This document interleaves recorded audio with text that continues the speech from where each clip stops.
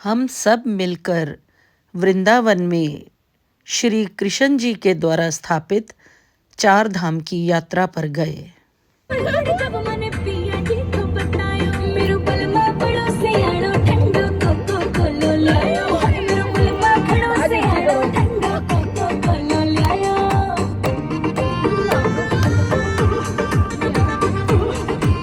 हमने इस सफर को बहुत एंजॉय किया।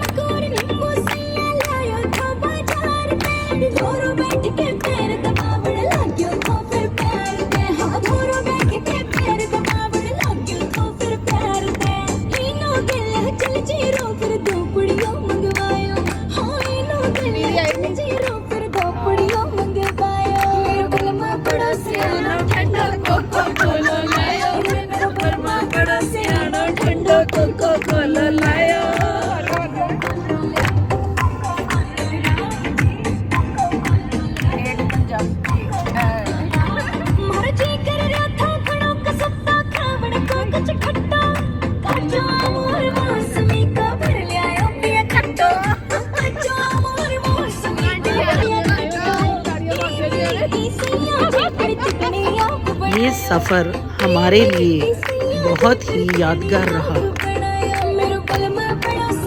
ठंडा कोको कोला लायो मेरा बलमा बड़ो सियानो ठंडा कोको कोला लायो।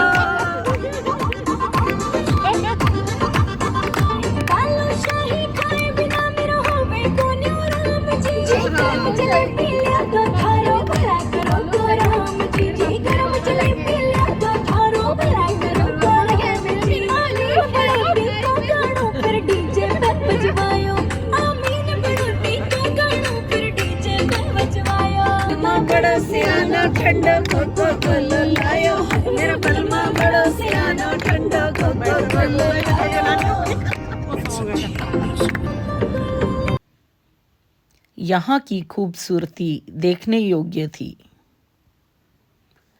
हम श्री बद्रीनाथ जी के मंदिर में गए।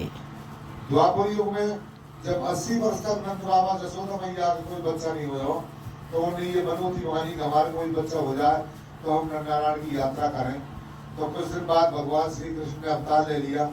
जब भगवान 5-6 वर्ष के हो गए तो नंद बाबा अपने यात्रा की तैयारी करने लगे।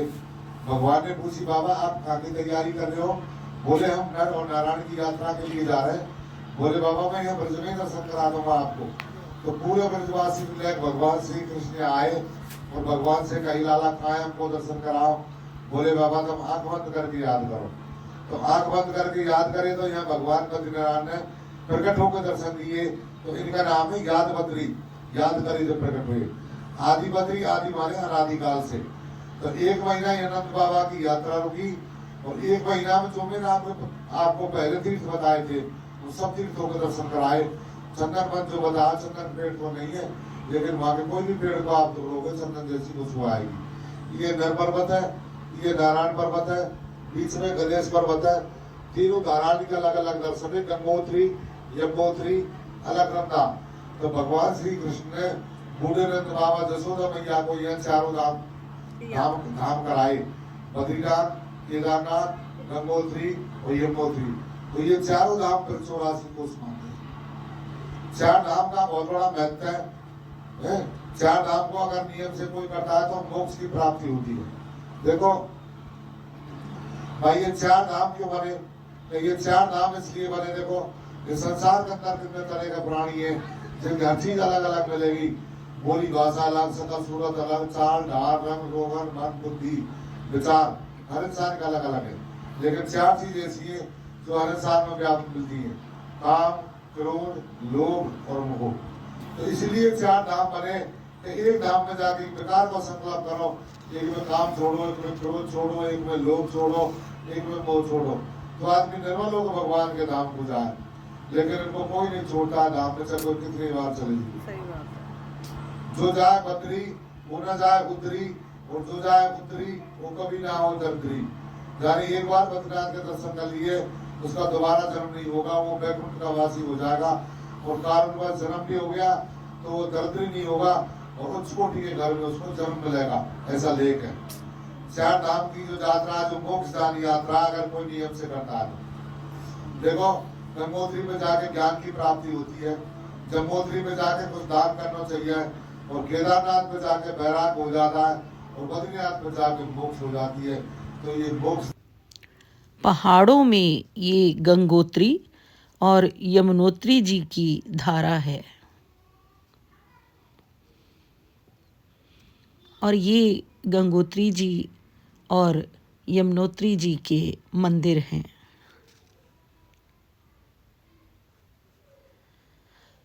फिर हम केदारनाथ जी की यात्रा पर गए।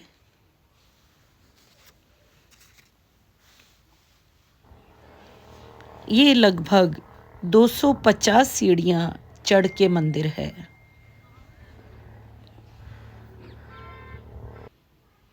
यहाँ पर शिवलिंग स्वयं से ही प्रकट हुए थे।